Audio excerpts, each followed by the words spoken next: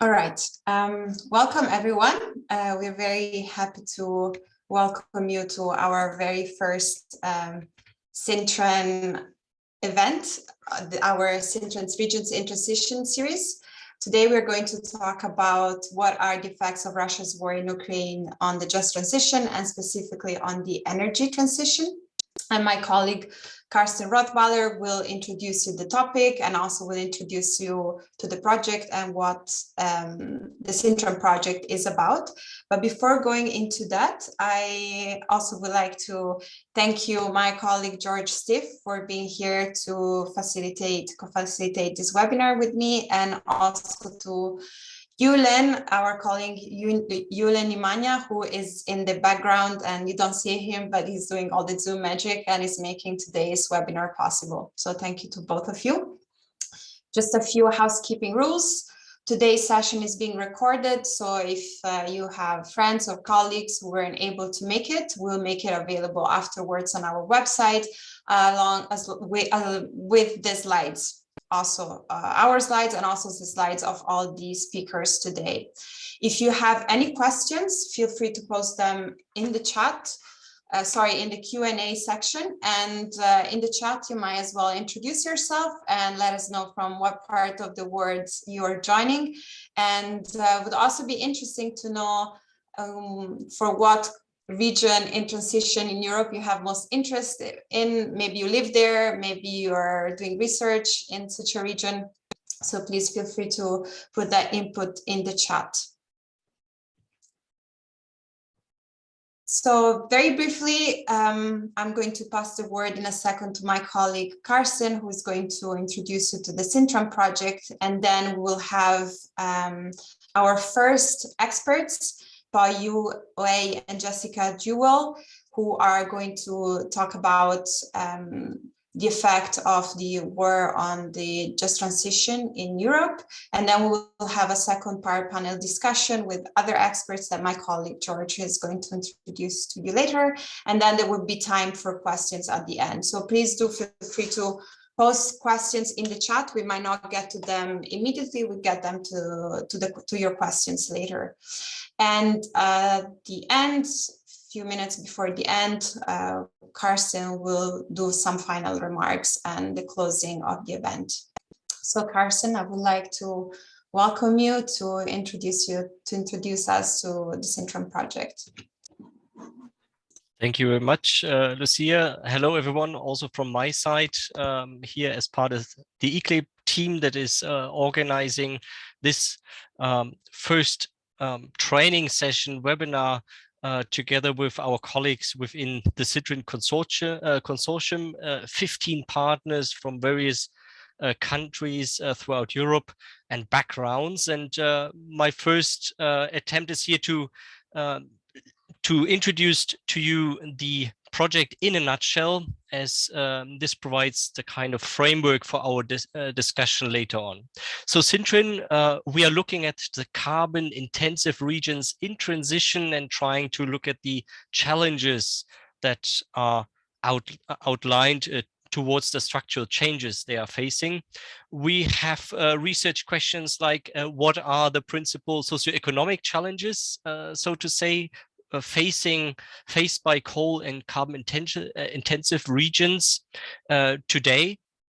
At this very moment, we are looking at coping strategies that have emerged within the recent years between different actors. Different actors are coping differently, similarly to also to different regions. Some doing that well, others are still struggling. We are trying to decipher their current status and the drivers of their coping. In that regard, we're also assessing the vulnerability, the resilience of decarbonization in terms of the energy system, for instance, but we are also looking at migration and rise of populism aspects. We look at dynamics between the different actors, between regions. We try to look at patterns, at costs, at impacts that the decarbonization is bringing to the table. At the same time, we would like to be also constructively and in that sense also provide some capacity building opportunity. This session here is the kickoff, the exceptional kickoff of a series, as well as we are providing assessment tools. Next slide, please. So we are looking at theories, we are looking at empirical data within various aspects, and then we work towards the outreach concerning our results and findings, trying to transfer them to you as a regional and local stakeholder, as policymaker, or to you as being part of the academic community or energy community. We are looking into aspects from various disciplines, bringing that together also with a transition board that is counseling us through the maze of different options that we have, so to say. And in that sense, we try to inform and create as much as possible a joint opinion together, not only looking at it from the scientific point of view. Next slide, please. Similarly, here also our capacity building program, which we have established, we have undergone the process of having, first of all, done interviews with the focus of understanding the needs of core regions in transition from various stakeholders mapped out here throughout Europe, as well, as you can see, which then formed or let us form a capacity building program with this session as the first one to be kicked off. The next session is focusing on territorial just transition plans in process and in practice. Next slide. And having done so, we are in particular also looking at with our three analytical lenses, the socioeconomic, the sociodemographic, and the sociopolitical lens, into 4 focus regions. That's the CINTRAN project is having in itself. The Rhenish mining area, Silesia, Western Macedonia, and Ida Würmer is part of our focus here. And we are quite in close contact with these regions and try to transfer the knowledge and developments within these 4 focus regions also to others. Next slide. Doing so, this is maybe part of how we translate the success of regional transformation, how we understand it. There are conditions that determine the success of transformation within coal and carbon intensive regions. We see that at the point in achieving a phase out of unsustainable technologies and practice in a certain time frame oriented towards the climate goals nationally and on the European scale, but also on achieving a structural adjustment in regions by minimizing economic and social hardship. And here there are 2 trends which one can refer to: the capacity of regions, of actors to resist, and the capacity to adapt towards the new, and making that transition as just as possible and as economic and socially as feasible as possible. Within these trends, also today's discussion will take place, at least to some extent, also alluding to perspectives of related to these 2 trends. And next slide. That brings us then towards today. And I would, before we come to the European picture, would like to quickly again focus on 2 regions in focus here within the CINTRAN work, but just exemplifying that whatever we do on a European level, it reflects very much on the regional and local level. So the transition that we are discussing today need to be discussed also locally and need to be translated. And here 2 examples of a dependency on coal, in this case, lignite mining and related power generation in Western Macedonia. And in the Estonian case, power generation based on oil shale mining, but also in reflection to a petrochemical industry next to it. So an interaction of different systems. My message here, each system, each local system is different and need to be treated differently. Solutions need to be found locally for these different constellations. Next slide. Coming now to the European picture of today, the unsustainable one, the insecure, as we learned and have been reminded actually through the recent developments and recent weeks. The European Union is importing 90% of its gas consumption unsustainably, I would say, and quite dependently also on Russia, which provides 45% of gas imports. We have within oil a different picture here. The dependency on Russia is 25%. On coal, it's 45% concerning the imports. Next slide.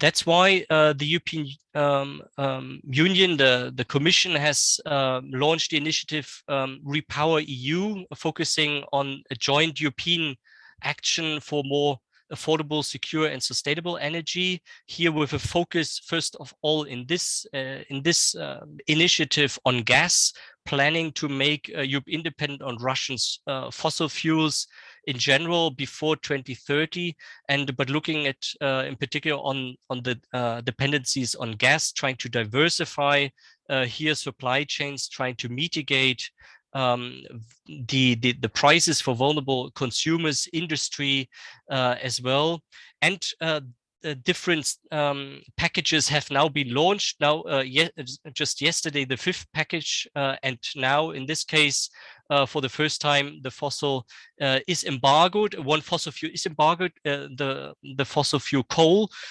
So here, coal imports for Russia, for the EU, shall not take place. That is a suggestion on the table today.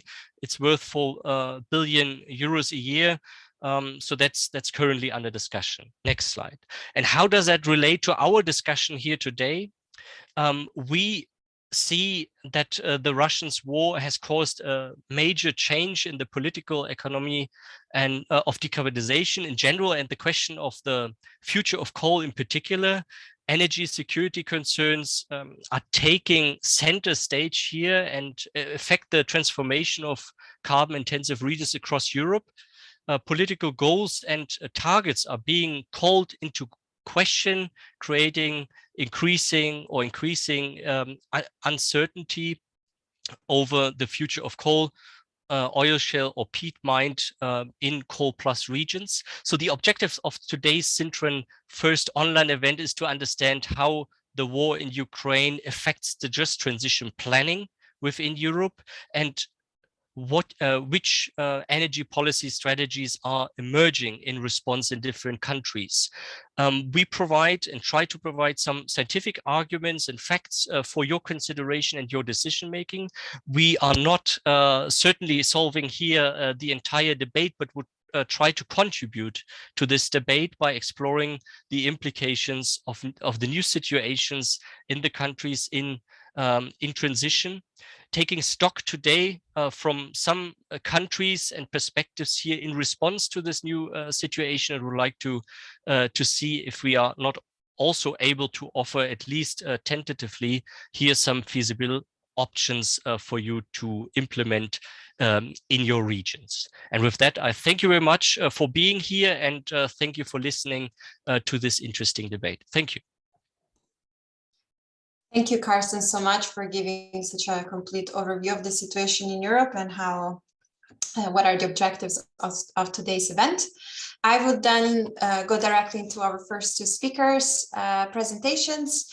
We have Jewell from the Swedish University of Chalmers and Pao-Yu from the German University of Flensburg. And both of our speakers have prepared a small presentation to give a little bit more of a specific introduction to the topic. So I will just pass the word to Jessica, who will share a screen and her slides.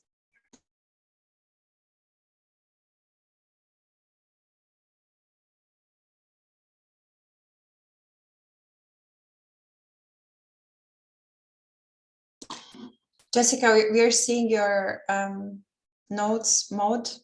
You could change it otherwise. No, like we're seeing both slides. Now you're seeing the right. Yes, slide, that's right? perfect. Okay, yes, perfect. Thank you.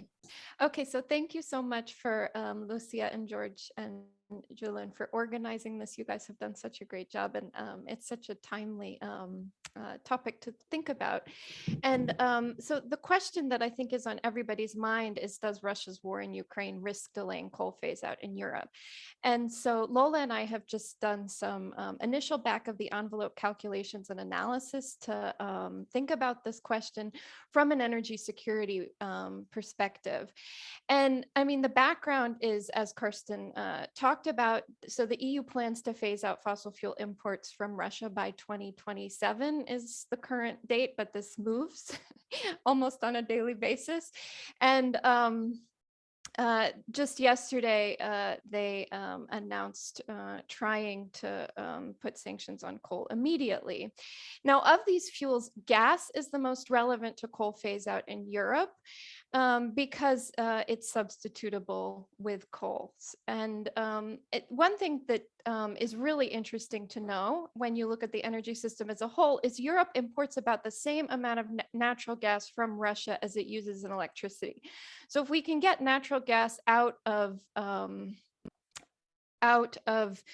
the electricity system, then we can stop importing natural gas from Russia immediately.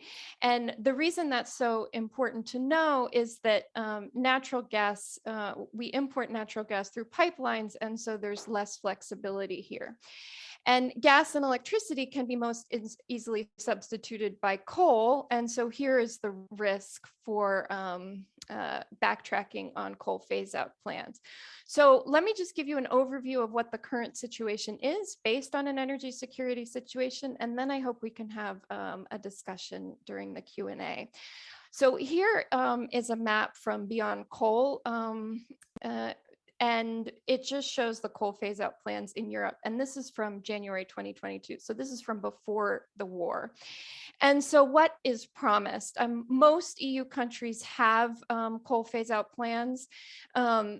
Poland is marked as red on this map, but they actually have some coal phase out discussions. Before the war, it was the coal phase out discussion was set at around 2049. And And I'm going to start by looking at where there is, where gas plays a big role in electricity systems, and also where Russian gas plays a big role in electricity systems. So where is natural gas dependence the highest in these countries that have promised coal phase out? Well, here you can see that it ranges from, natural gas in electricity ranges from the high of 45% in the Netherlands to not playing a role at all in Montenegro. And you can also see that there's a pretty big range in how much Russian gas plays in electricity systems. So I've marked Russian gas here in red, and then non-Russian gas in blue in electricity systems. And you can see that Eastern European countries, not surprisingly, get more of their gas from Russia in electricity. So we have the highs with Hungary and Slovakia around 25 and 30%.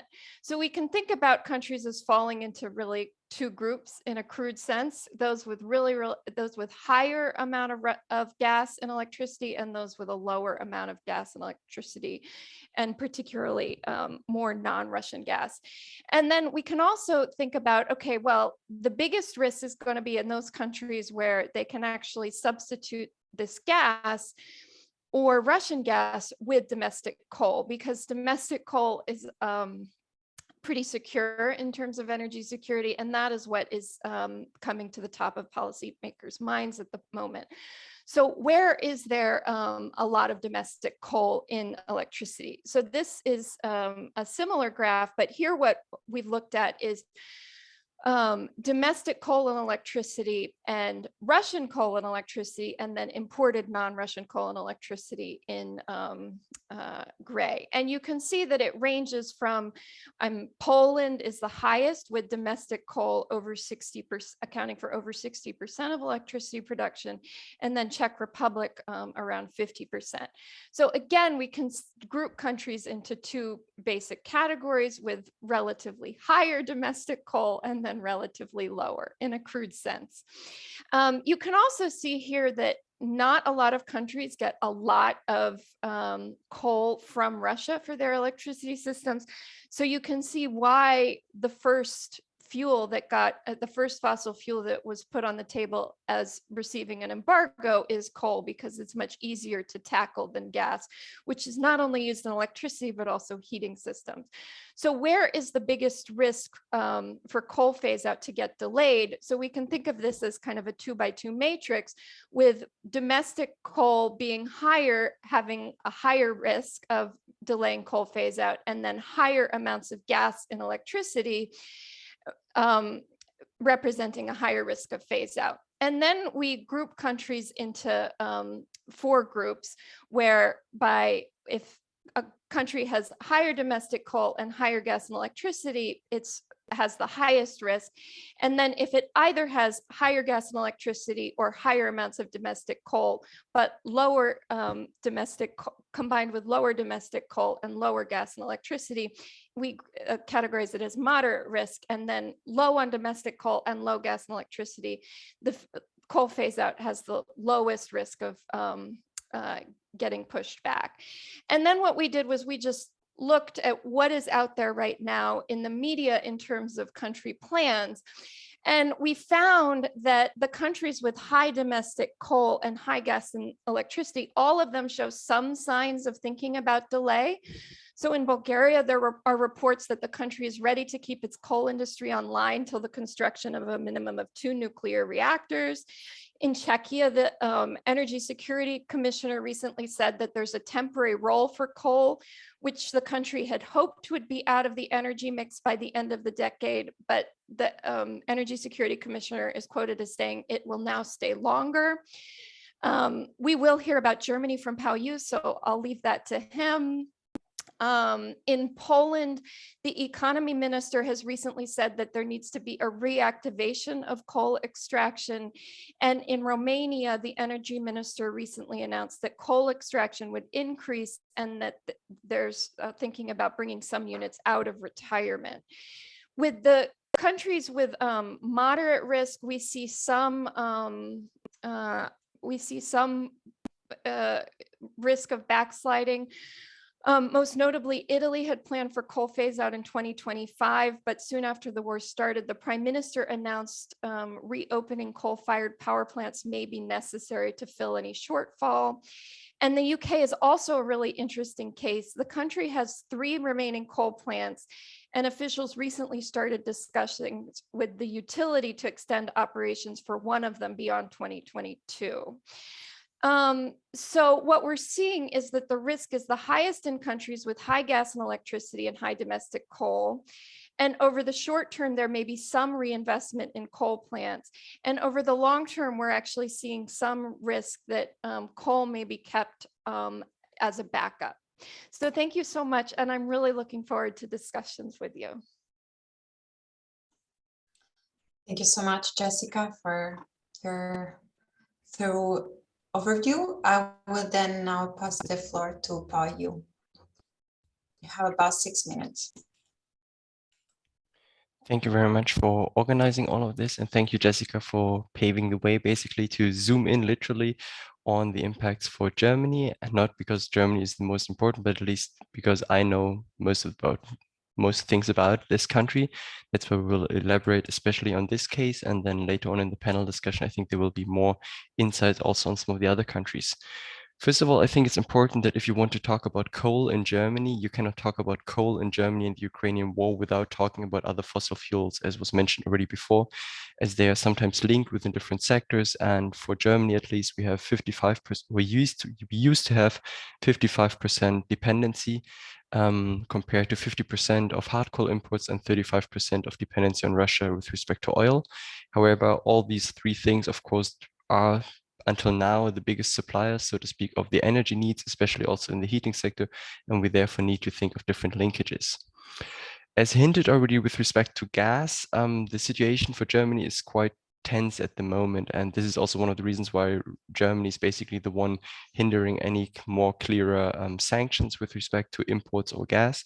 The reason is that some of the gas is being used, especially within the heating sector and within industrial purposes, by parts of the economy that otherwise would have no direct alternative to substitute the gas from. It's basically not a big issue for the electricity sector, as Jessica also has pointed out, that it would theoretically be relatively easy to simply switch off a gas-powered electricity plant and instead keep using coal power plants more or other kind of uses of electricity. But therefore, for the heating system in the gas sector, it is a bit more delicate. Also, with respect to just shortly highlight the coal sector on the left-hand side and the oil sector on the right-hand side, looking at the networks and where basically things from Russia are being exported to, we see different dependencies that I will elaborate a bit more on coming to coal in the future. If we look at basically what has changed already within the last couple of months, we see in Germany that the dependency on gas from 55% has been reduced to 40%, aiming at 30% at the end of the year and 10% in summer 2024 if things work out. With respect to hard coal, there used to be a dependency of 50%, actually mostly in power plants, because you can also use hard coal with metallurgical coal within the steel industry, but there a smaller dependency is existing with respect to Russia. And we are aiming for 25% now at the moment and aiming for 0% in autumn. With respect to lignite, those of you that don't know the characteristics, it's basically hard coal of a lesser quality. We never had any kind of dependency on Russia, so therefore there is no direct link, so to speak. With respect to oil, dependency is down from 35 to 25%, aiming for 0% at the end of the year. So this is basically where the trend is going. So therefore, what is going to be the short-term, the medium-term, and the long-term effects? What we see already is that reduced consumption and fuel change will basically limit the dependence on imported fossil fuels, no matter from which carrier. We see that there might be additional CO2 emissions within the energy sector, especially within the electricity sector, if we have some coal power plants that are being used instead of gas in the electricity sector, also to preserve the amount of gas for other sectors. We will see in the next weeks to months that there might be some incentives to reduce consumption in some sectors, some rationing in some cases, maybe in the industry, and hence sufficiency would definitely be of help. And there's different attempts to basically increase the independence through filling of natural gas storage tanks, LNG, import ramp-ups, increase in European natural gas production, etc. Regarding coal, we have this debate on how far the delay of planned closures of coal, which are planned in the next years, or the nuclear power plant closures in 2022 would help basically easing the problem, which might lead to additional CO2 emissions on nuclear waste. So this is currently the ongoing debate. And there's the question, what about long-term things like 2045, for example? Improved energy efficiency and sufficiency would always be of help, but the massive expansion of renewable energies is essential. And the long-term goals that are out there have not been touched. So basically Germany is still aiming for greenhouse gas neutrality by 2045. And very important, 100% renewable electricity sector by 2035, which people mostly don't know, which means that if you would switch to any kind of other kind of power plant instead of coal, it can only run until 2035. So I basically see the bridge for gas to be closing due to the pressure that is coming for coal. So basically, recent headlines that we've seen in Germany at the moment was an announcement by the minister for economy and climate protection, who basically said that he still aims to enable the coal phase out by 2030. Originally, Germany had planned for 2038, 2035, but the new government was planning to move this forward to 2030. And they, at least until now, are still sticking to this and say they will still try their best to increase the uptake of renewable to still enable this. In addition, Germany agrees deals with Qatar and other countries to help basically import even more LNG, including also more LNG, of course, from the US. Coming a bit about the conclusions regarding the coal-specific items. What do we see in Germany? We see with respect to hard coal that we will, and we are already seeing shifts from Russian imports basically to overseas imports, most likely Australia, Colombia, but could also be South African imports of hard coal. This is relatively less problematic as it's relatively easy replaceable, and companies have signaled that they will be able to replace this.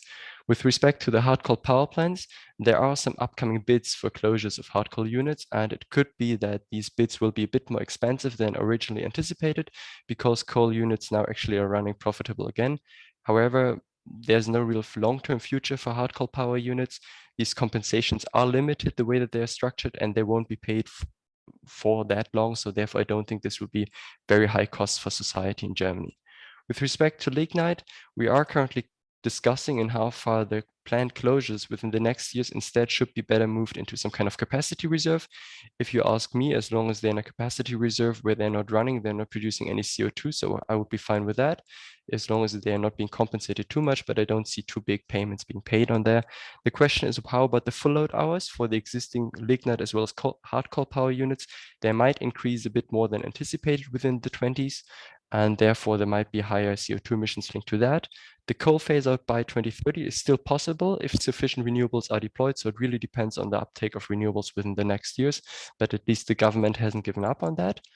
I think the challenge is on cohesion policy. So there's the question, we need to be adjusted to meet the coal transition speed. And there's been a lot of talk about this 2035, 2038, moving it to 2030. Now people wanting to call it back to 2035.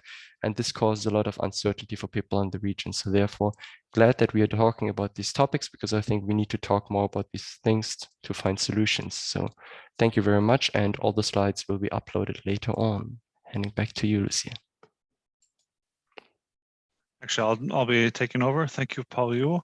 So very interesting presentations from both of you. We have the EU perspective, the European perspective, and we have Pao-Yu's focused on Germany, but of course, even going global, because this is obviously going to be not just a European or national level perspective. In light of time, I think we will just instead of asking questions to each of you now, we will do so at the end.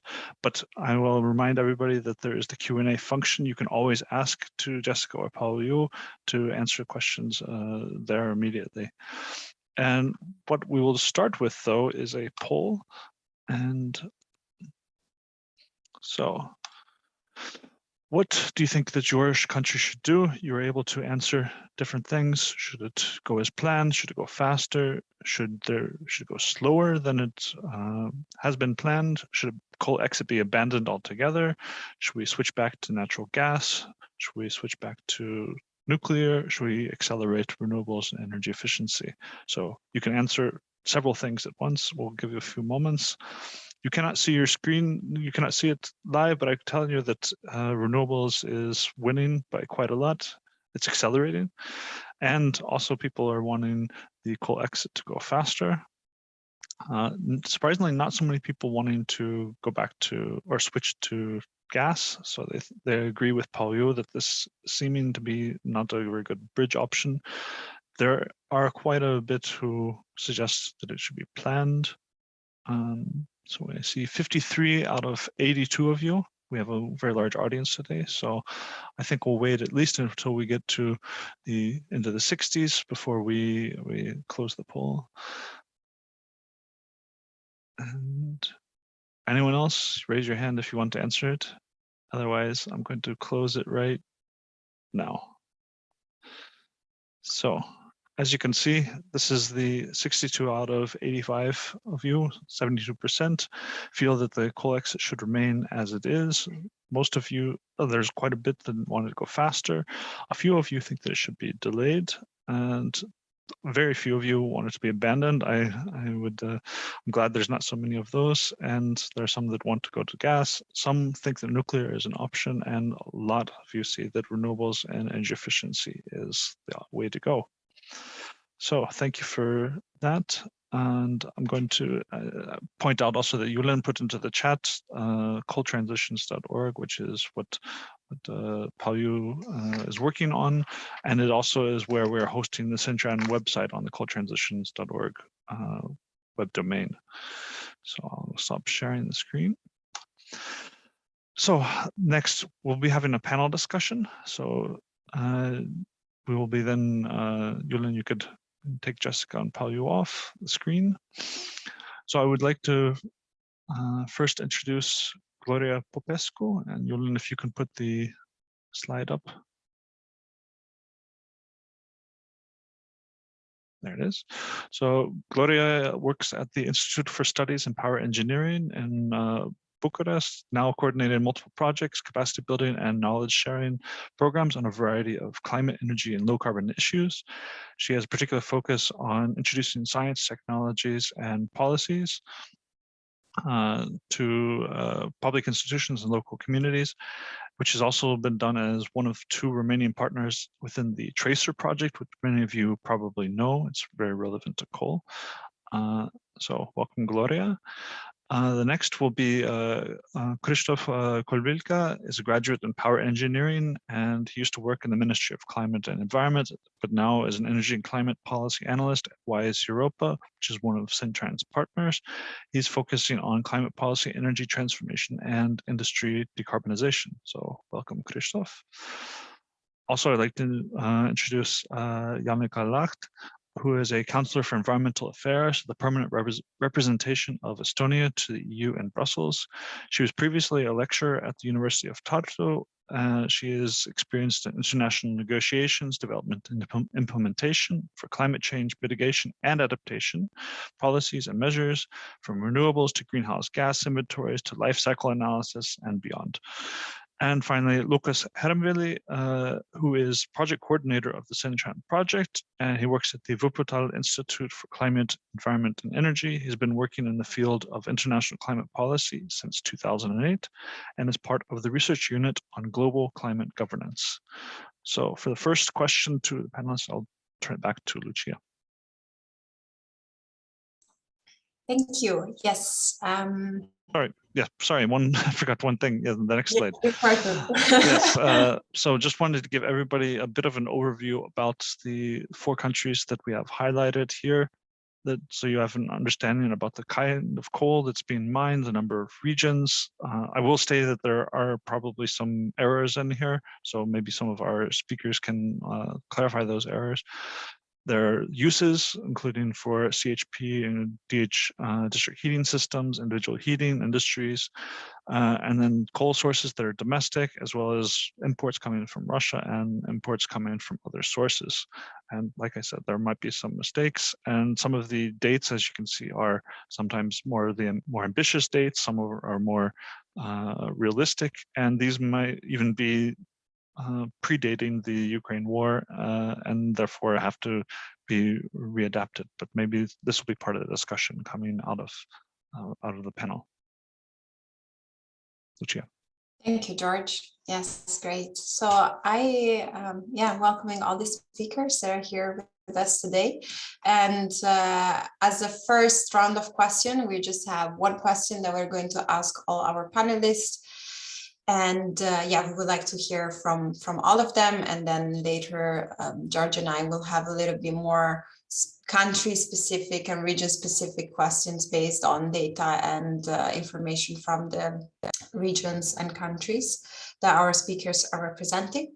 So the first question that I would like to pose to all of our panelists is whether, in light of the effects of Russia's war on the energy sector, if there's been any kind of attempt to return to, or at least further delay, the phase out of coal or oil shale in your countries, and whether there has been actors that have specifically encouraged the continuation of use of these fuels, or whether there are actors that are pushing for alternatives. I would ask to Gloria to answer our as a first panelist. You muted, Gloria. Gloria, you muted. There you go. Okay, thank you. Thank you, and sorry. So related to Romania, I don't have any feedback from important authorities that Romania is delaying the coal phase out or changing the pathway to renewables. So what I can say that according to the press releases of the Ministry of Energy, the statements of the energy minister come to strengthen the Romanian determination for its energy independency and at the same time not to deviate from the assumed targets, yes, that we plan via the energy and climate plan, and also via recovery and resilience plan. So from the Ministry of Energy, we have positive feedbacks related to identifying domestic natural gas sources, for example, to diminish our dependency to the Russian natural gas, which is anyway small. We have in 22 now only 15% of imports of natural gas from Russia, and we are doing our best to diminish it.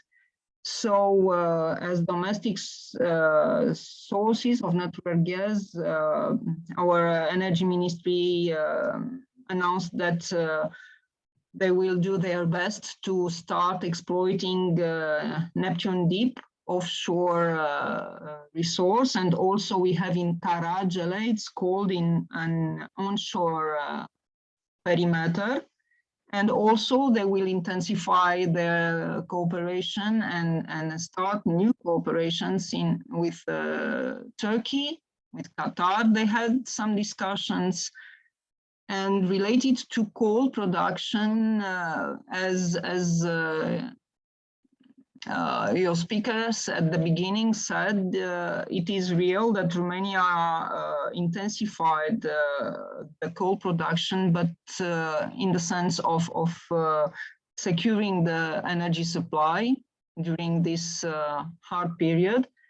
But once again, no feedback from our coal phase out until now, nothing officials. And I don't think that we will change our way.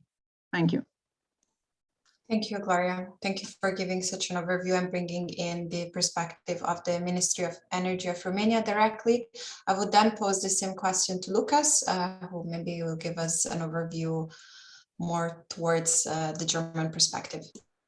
Yeah, I think I don't have to repeat the hard facts that Pao-Yu summarized so nicely. I think maybe what I would like to stress is that in Germany, really, we are seeing a big shift in the political economy of coal. I studied the objectives of the main stakeholders and actors that were involved in the first coal phase out commission, the first dialogue. And in this time, I think two main objectives determined the outcome of this phase out. This was mostly about the environmental objectives on the one hand, and on the other hand about the regions and how they could cope with the delay.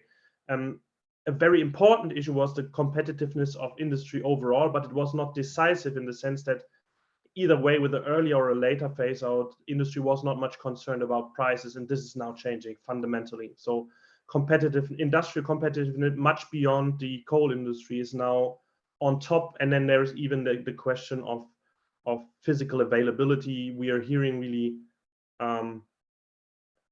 some industry people talking about gas triage, which is really an awful term of deciding which industries should be basically banned from receiving gas. Maybe we should rather call it an order of societal merit instead of just an economic merit order or something like that. But this is really now a fundamental change. And what I think is now more and more becoming clear is that German Energiewende is coming out of a comfort zone. It used to be a project, a political project, certainly, but something that everyday Germans would not necessarily have to be concerned with. And this is now changing. I think the government, for most part, still tries to keep it that way. Yeah, it tries to cushion, make it comfortable for people at the pump, for example, by providing subsidies. But it won't work in the long run. And I think this is really an interesting phase, because if we really move out of the comfort zone, this might be a new phase for Energiewende. And the danger is that we are moving into panic zone and get back into the old habits. But on the other hand, I think there's also an opportunity to really accelerate renewable energy uptake. Whether or not the coal phase out will be much delayed, I'm not sure. I don't have a crystal ball to tell that, but yeah. So just my observations how this is unfolding, and I'm pretty sure we will be in a next phase of the energy transition, Energiewende, but I'm not sure what that phase will be. Thank you, Lukas, for highlighting these tensions between government trying to stay in this comfort zone, as you said, and while at the same time seeing opportunity for renewable energy acceleration. And then I would pose the same question to Janika, and we will hear from her on the Estonian perspective. Yes, good afternoon from my side, and it's really a pleasure to be here. And thank you for the question. It's really a very interesting one, although I have to admit that probably from the perspective of Estonia, we are in a little bit different situation. And to use the same words as already Lukas said, we really haven't been in the comfort zone. And perhaps that's why we don't have any panic in Estonia about this energy transition, because we have done this for several years. And I think one of the reasons is really that the energy security and also energy independence has been really, really important for Estonia since really gaining the independence from the Soviet Union. So we have really built up our energy system for years, I would even say for tens of years. And we started with the transition already in the beginning of the 2000s, when we turned a lot of our CHPs into, we really turned them into using local fuels as biomass. So, and from that on, we have really used a lot of those local resources like biomass. We have used our own local resource, that is oil shale. And yes, we still have this region in the northeastern part of Estonia where we are still dependent from this, some call it coal, but yeah, it's a oil shale. And it is a fossil fuel similar to coal. So we are still dependent on that. But when it comes to Russia and really importing fuels from Russia, then I think you also saw from Jessica's presentation that when you had listed all those different countries regarding how dependent they are from gas and whether they are using gas for the electricity and how much coal they are importing from Russia, then you didn't see Estonia there, because we are not using Russian gas in electricity production. It's really a minor, and it's really for emergency cases. And the same issue is with the coal. So in that sense, I would say that there isn't any major effect for our energy transition. Perhaps it has an opposite effect. We are not planning to continue using oil shale, and we are not planning to start importing coal or something else. Instead, we have actually speed up using a lot of local renewable fuels and resources. For example, we are talking about biomethane production in Estonia, and also biomass, of course. And of course, we have speed up everything that is related to wind energy, solar energy, and etc. So in that sense, when I think it was years ago when we had a plan when we will phase out oil shale and how to really develop the renewable energy usage in Estonia, then I think this transition has really speeded up now. So perhaps this is the change that the war has had. Yes. Thank you, Janika, so much for giving such a thorough overview of the situation in Estonia and how it depends on Russia differently, I have to say, from what I expected. So thank you very much for that fresh perspective. I will pass on the floor to Krzysztof, who's going to give a more of Polish perspective. Yeah, thank you very much, and thank you for having me, and also good afternoon, everyone. So yes, there have been some and still are some discussions regarding the return to Polish coal, because like Jessica already showed, Poland is highly dependent on coal in terms of energy use, not only electricity generation, and this is the result that we are abundant in coal resources, especially historically, because now the feasibility of mining in Poland is constantly decreasing, because our coal is lying deep in the ground, so it's hard to, not economically feasible to extract. So yes, there has been discussions regarding delaying the coal phase out, and understandable critique also regarding the using of natural gas as a transitional fuel, because this is something which was envisioned in our energy strategies.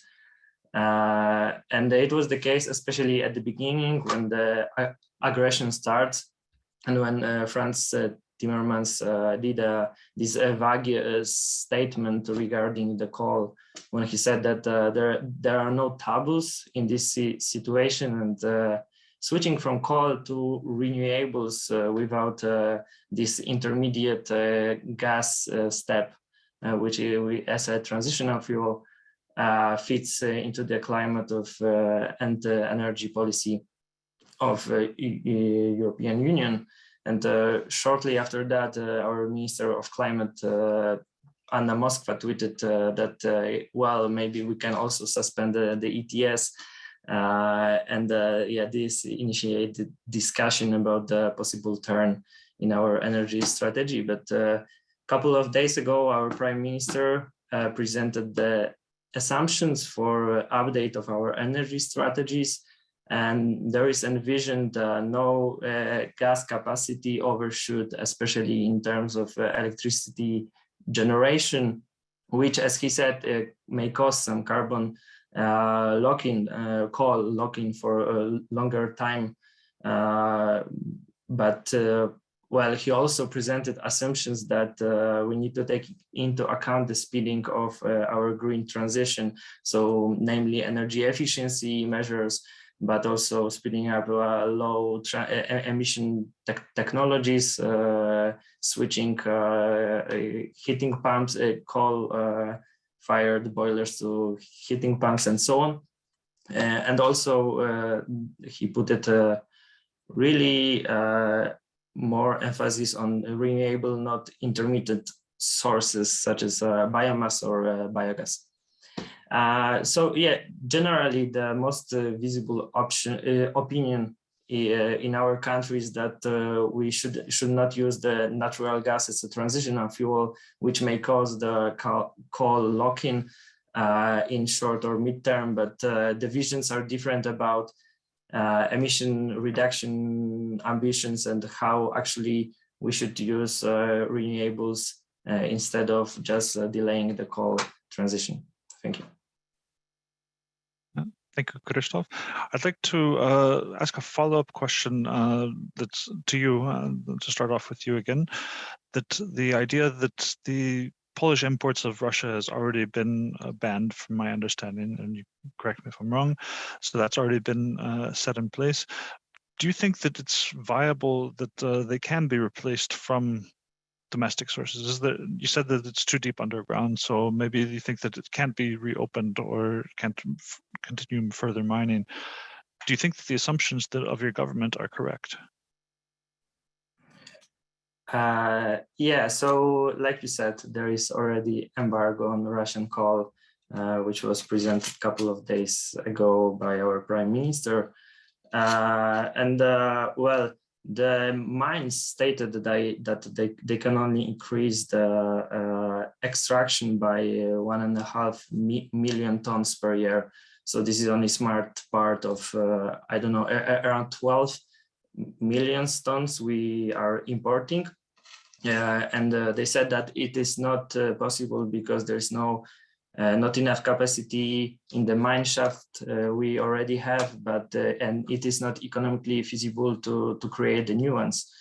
What I wanted to to stress is that the coal we are importing from Russia is the kind of low sulfur coal, which is used in the heat plants basically, and also in individual households. And most of the coal for electricity generation is coming from the Polish mines. So basically, we have a couple of possibilities of replacing these volumes. Right now, it's obviously a little easier because the heating season is ending, so there is decreasing demand for the heat for district heating, but also the individual one. Now we need to secure the volumes for the next winter. So alternative imports directions can be Australia, Colombia, or USA, for example. But also we should also speed up the measures such as energy efficiency, of course, heat pumps exchange, and renewable energy to just minimize the demand. And I'm not sure about the last part of the question. You can. With the assumptions that you had mentioned in your the strategy, the changes for the strategy from the government, do you feel that they are correct scientifically? Yeah, of course. So, well, they weren't too ambitious before. Right now, they are a little more ambitious, but yeah, it's too early to say. But we, as models in our country, show that we can really increase the ambitions in terms of energy efficiency and renewables. So my feeling is that this is not too ambitious and should be speed up, and that can also cause the less of phase out, less of delay in the phase out of coal.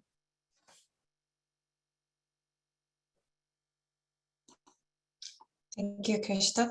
Then I'm going to ask follow up with Gloria and what she was telling us about Romania, and we were wondering, how does the world change where Romania might source the natural gas that imports, or whether it's feasible to switch back to coal completely? Not switching back to coal completely, because even if we are not so deep exploiting the coal as our Polish colleagues and neighbors, we have, let's say, non-economic and non-economically feasible underground mines in Jewell. It's hard to intensify the production there. But otherwise, in the lignite area, we have the second coal region in Romania. It's called Oltenia region, where we have open pits, lignite open pits. There it's more, let's say, feasible to intensify the coal production, because it is clear that we want to secure the domestic fuel production, yes. And as I already said, if we go back to the natural gas, Romania has a very small 15% percentage of import of natural gas, and they are doing their best to switch from the Russian dependency. And the idea is to open new natural gas resources, Romanian natural gas resources. As I told you, we have offshore resources of natural gas, but hard to start the exploitation. Romgaz is our national company, and they will cooperate with OMV Petrom, which is a combined Romanian and Austrian company, to be able to open these reserves and start exploiting them. And we also have onshore reserves. It's called Caragele. Yes, it's a perimeter to be as soon as possible open for exploitation.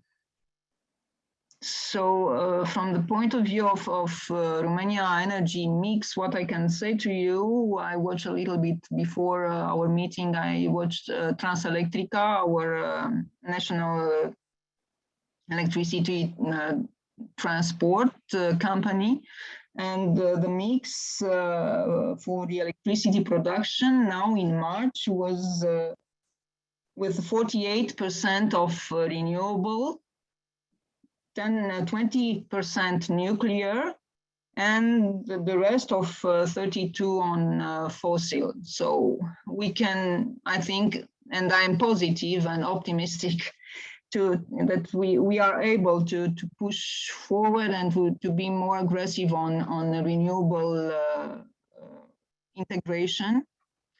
And now we have a huge interest in how to cover the heat demand by integrating renewables into existing district heating systems. This is one of our, let's say, main issue and main interests in Romania now. Very interesting. So looking at district heating systems as an option, and ideally would from some sort of green energy, although even if it were to come for coal or gas, it still is more efficient.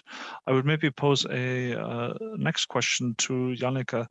You talked about the fact that you're very unreliant on Russian fuels and Russian coal, Russian gas, and relatively self-sufficient, but that includes the oil shale that you have high dependency on your own oil shale. So what are the ripple effects, if there are any, coming from this war on the Estonian case? Is it maybe having maybe not so much an energetic impact, but maybe it's going into socioeconomics? For example, your mining community in Ida-Viru is largely ethnic Russian, so maybe there are some issues there. Maybe the fact of the transit of gas coming from Russia, maybe through coming past your country, will have some sort of effects as well. Yes, thank you. Very good question. Before actually going to Ida-Virumaa and to those oil shale regions, I would first like to just make a minor remark. Although we don't use a lot of, we don't use gas or Russian coal in our electricity, we still use some gas. And this is really a marginal share when we look at the whole region. So it's just like 5 terawatt hours that we are using Russian gas here in Estonia. But if we look at the region, it's like 60 or 70 terawatt hours. So it's really a minor share. And this is still a concern due to the war. And we do have to somehow address this concern. And that's why our government is actually looking at the possibilities to really, turn to LNG. And I know that everybody are looking at the LNG at the moment, but we are hoping really that since our part regarding the gas consumption is really so small, so perhaps we can find some kind of good solution here.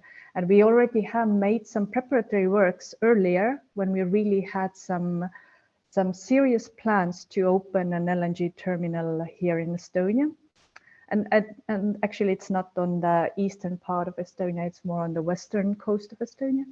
And since we have done those preparatory works, it's perhaps it's easier to continue with those plans and really make those necessary steps to also turn away from this Russian gas, because really we don't have any other option to import for gas. And we do need some gas, because although we have this biomethane that is local, it's locally produced, you still need some gas in the pipeline, in the infrastructure, because otherwise you cannot use it for the biomethane. So in that sense, we still have some concerns. But now turning to Ida-Virumaa, yes, of course.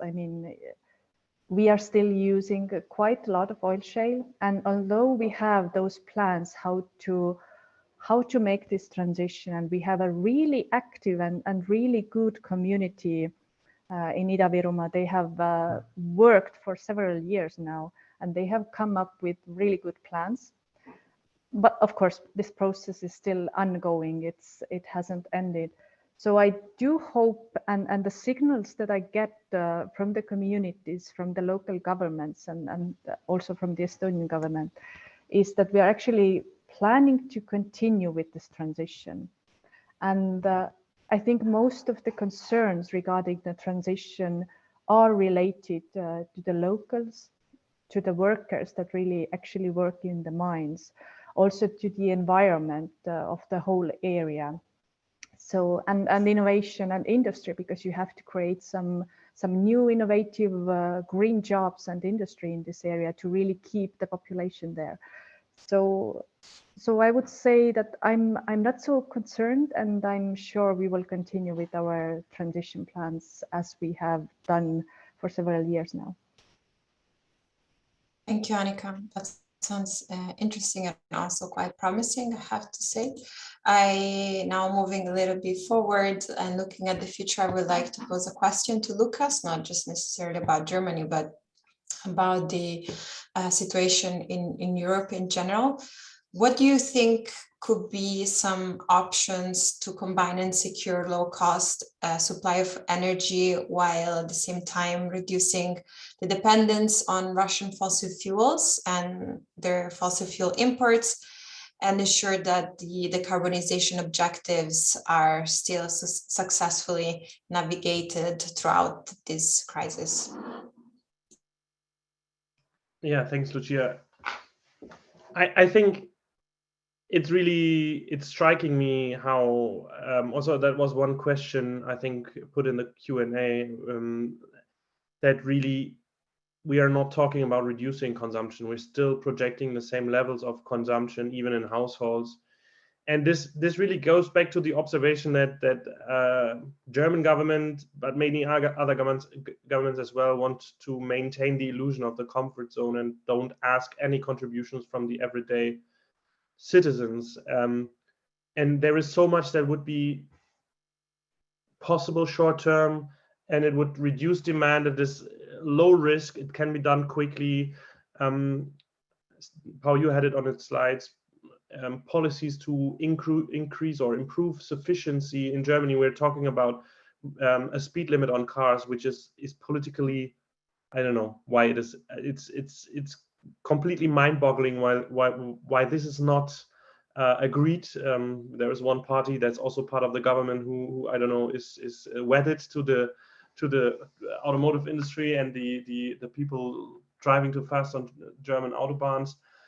But I think, yeah, this is really key, and there is a lot that is possible.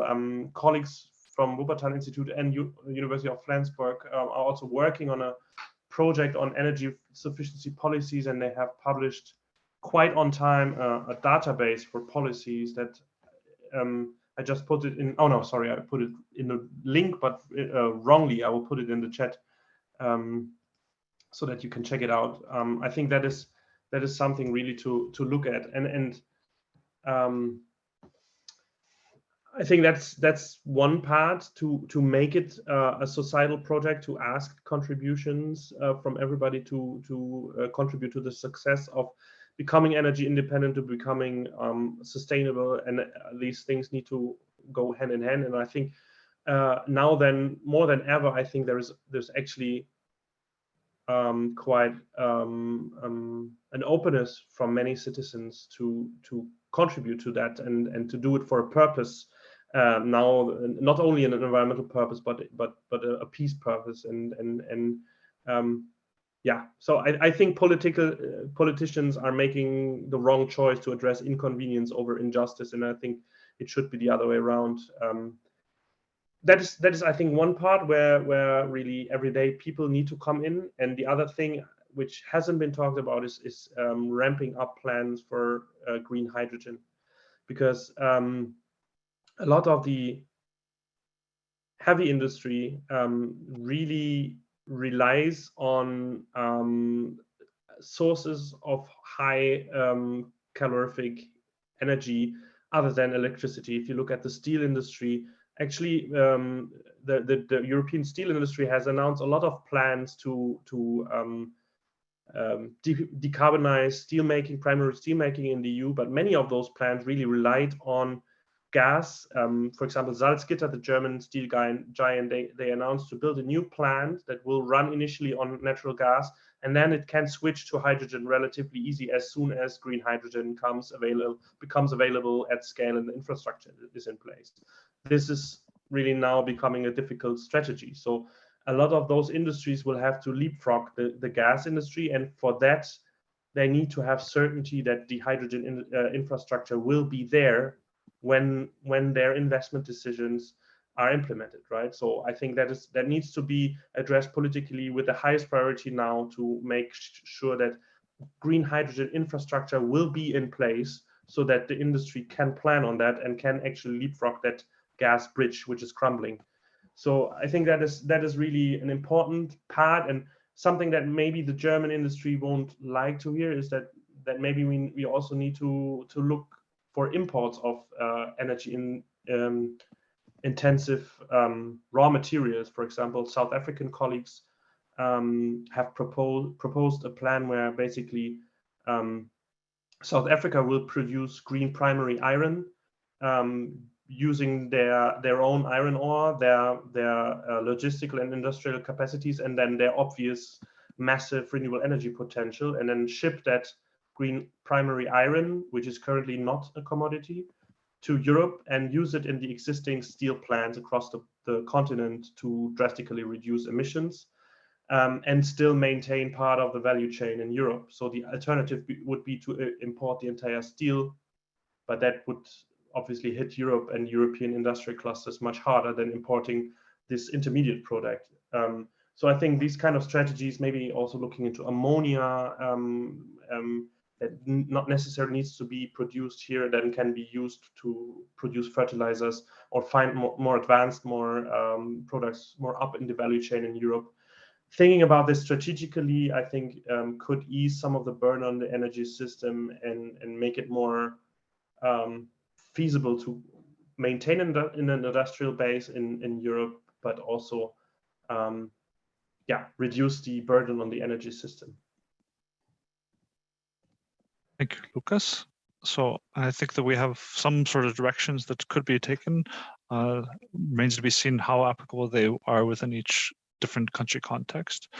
But I think that this would lead to what I'll make as the final question for the panel, and hopefully that given one last chance to everybody to speak, and hopefully to answer, given the trends in each of your countries and the tendencies for as a response to this war, whether it's for possible delays, whether it's for nuclear, hydrogen, more renewables, or continuing as planned, then what sort of adaptations, if any, do you think still need to be made to your planning to make sure that the transition remains just for the communities, but also that the key stakeholders who are on the ground, those in the mining communities or those dependent on those communities, don't have any confusion or doubt about what's going to be happening?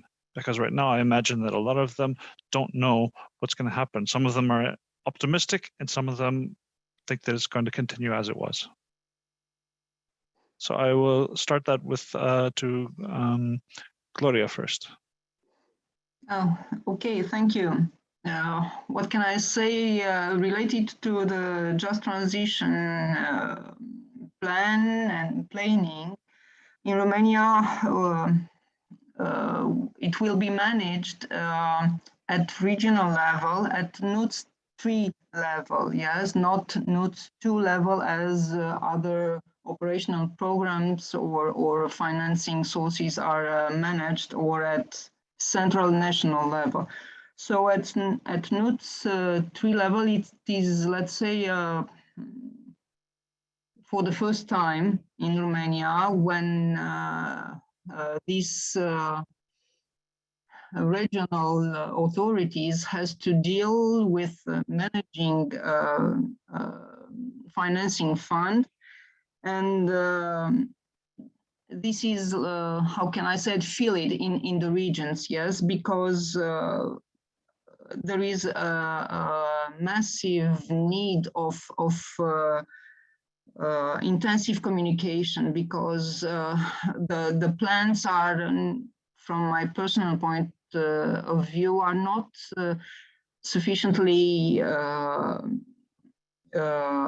spread and explained, and the communication channels are not open enough, and not all the key stakeholders in the regions know about these just transition plans. We have 6 regions in Romania which will benefit from this fund.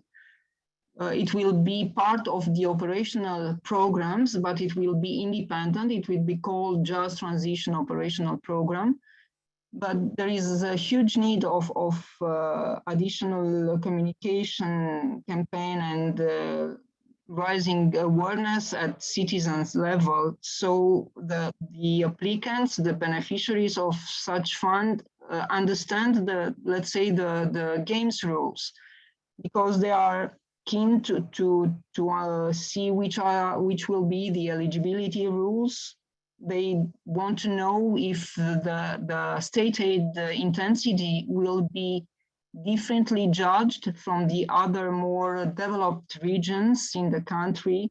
They want to know also how it will be with grants and loans, and if they will be judged, as I said, let's say more attentively, because these are regions, especially the coal-intensive regions, are regions, poor regions with high energy poverty, with a lot of issues intensified now by the rising of all the prices in the energy and in the fuel industry, in transport industry, and all are reflecting also in the food industry, also in construction industry, they have issues. So all the SMEs in the region, because we have several contacts due to Tracer project, are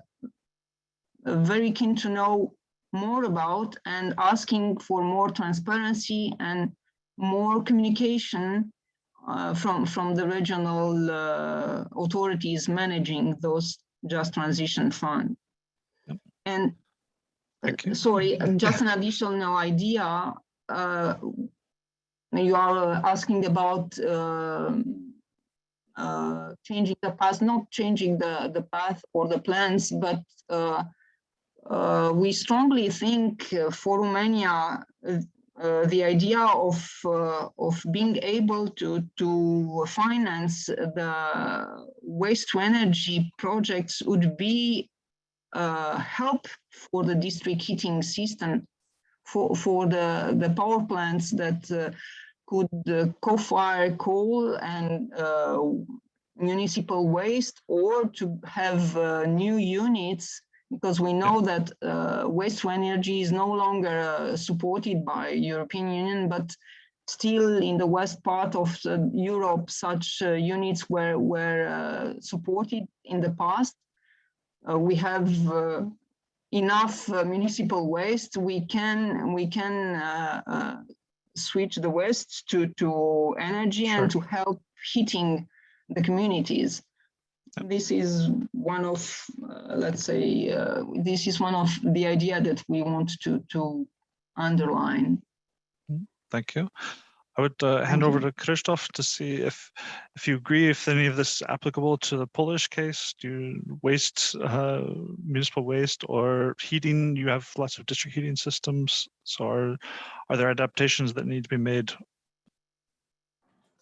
Thank you very much. Yeah, I will try to be quick. Yeah, of course, there is a lot of adaptation in Poland we should do, but I think that on the national level, the main thing is right now the presenting updated strategy, which will actually suit the reality we have right now with the increased ambitions and removing the main barriers in deployment of renewables, and sort of outlining how our energy system will evolve, especially like in terms of liberating energy generation and what is the role of state-owned companies in the process. We'll have a really difficult time at decarbonizing, for example, heating without natural gas. So obviously everything about alternatives, direct alternatives to this will have to be included in the strategy as well. We also don't have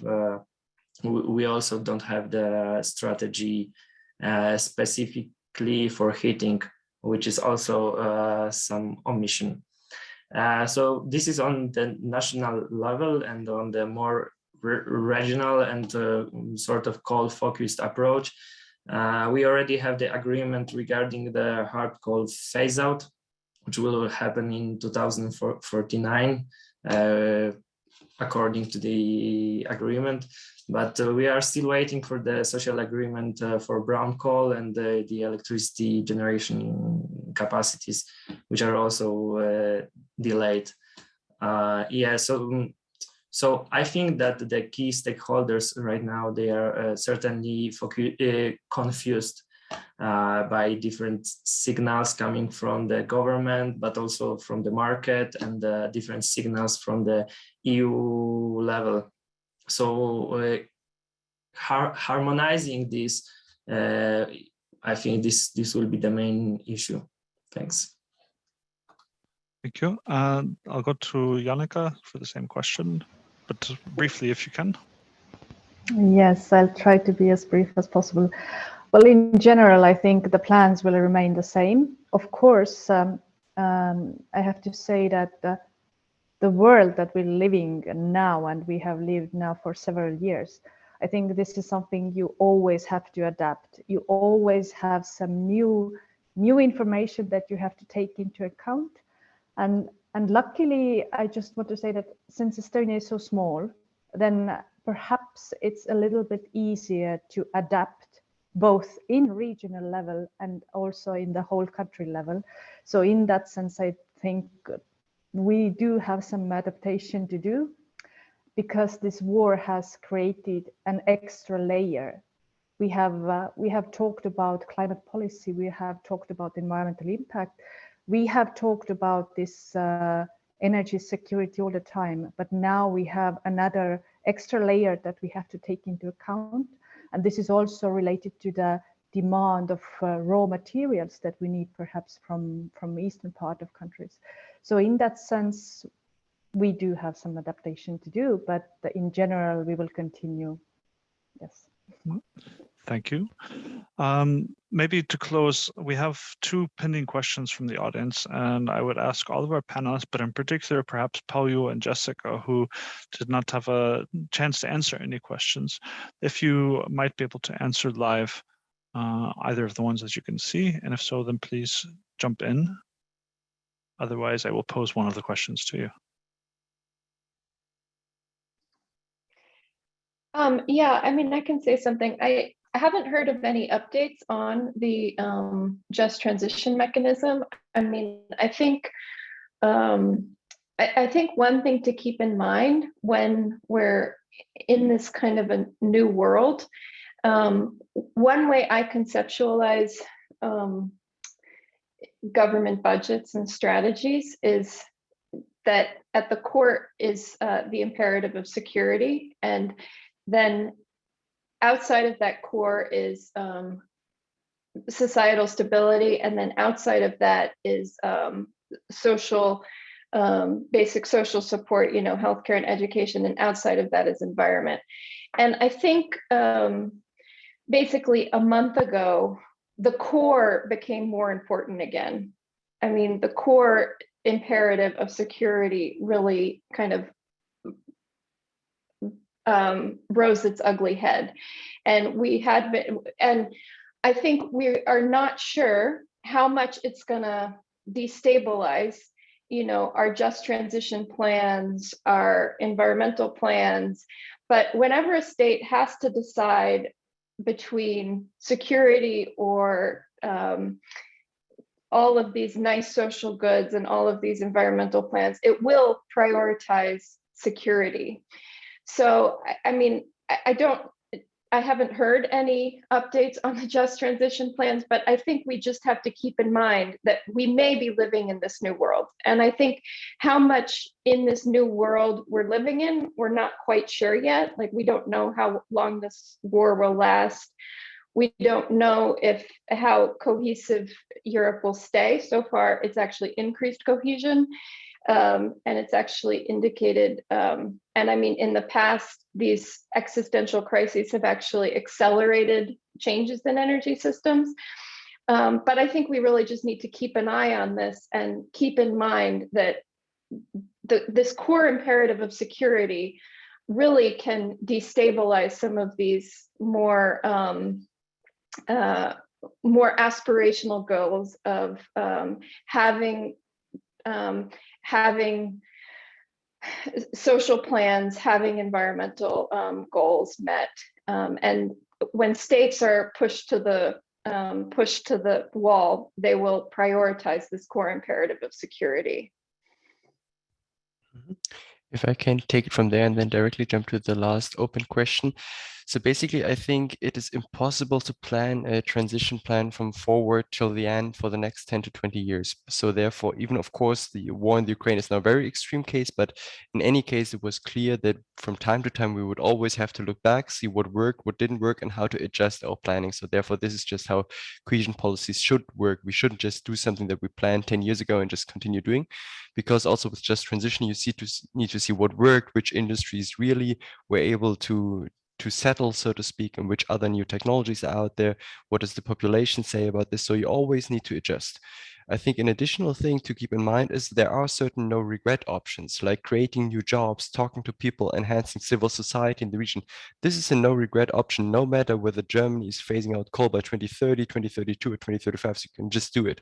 Of course, in some cases, you don't know when you can utilize the existing coal power plant for a biomass power plant afterwards or something, and this can only take place once it's shut down. So there are some few aspects, but I think the most things that we're talking about, retraining options, etc., this is something where it's just being shown now that try to do it as fast as possible and concentrate on those no regret options. And the second thing is communicate clearly to the population, because this going back and forth is not helping anyone. So basically just keep telling the regions we will phase out coal as fast as possible. It might be that there's some reserve statements for another year or so, but this won't change the major plan that we're having. So therefore, just keep going forward and let's cooperate. Yeah, very nice word to end on, cooperate. So I think that's what we all need to do. And I will send it over to my cooperative partner, Karsten, to close out the session today. Thank you very much, George, Lucia. Thank you, everyone, every panelist here standing the questions that we have posed to you in all its facets. I think we have come a step forward in at least bringing several arguments here together, bringing the perspective of different countries here together, which is obviously different each time. And I think I can conclude that indeed,